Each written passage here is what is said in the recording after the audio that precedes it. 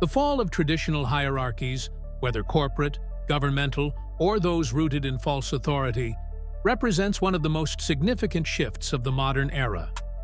This process is driven by technological evolution, but also by profound systemic changes within the human being and our connection to universal principles. The fundamental pillar upon which hierarchy rested for centuries was the monopoly over information and knowledge, where a leader or institution possessed data inaccessible to subordinates, justifying their position of power. Today, that illusion of separation can no longer survive the light of truth that is accessible to all. This process inevitably leads to the total collapse of the narcissistic structure of the world, built on grandiosity, the exploitation of others' energy, and the need for constant admiration without genuine empathy or actual merit. In an era of universal data access, the monopoly is permanently shattered. When every individual has access to the same knowledge base, the legitimacy of commanding without provable expertise vanishes. Simultaneously, the speed of change and the growing complexity of modern problems render slow, vertical structures obsolete, as solutions can no longer emerge from a single person at the top, but require agile, horizontal collaboration. We are witnessing the erosion of the old social contract, where corporations offered security for loyalty and the state offered stability for obedience.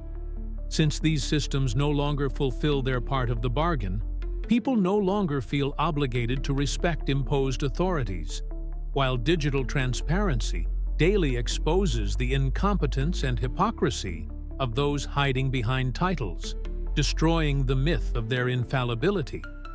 However, the key driver of this collapse is not just external.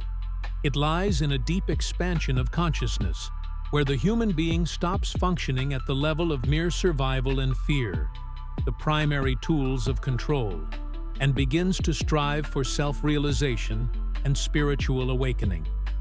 Through the development of psychological and vibrational awareness, people now clearly recognize the manipulation, narcissistic patterns, and gaslighting of false authorities. Their power, which always rested solely on collective consent to an illusion and the vibration of low-frequency fear, is simply evaporating. The deepest level of this transformation lies in the discovery of the truth that humans are, in fact, divine creators of their own reality, possessing immense spiritual power that has been intentionally suppressed to maintain systems of dominance. By realizing that their energy, focus, and creative source are what actually fuel and sustain these systems, individuals stop projecting power onto external figures and reclaim it, achieving their own spiritual sovereignty and understanding that they are the ones shaping the material world through conscious intention.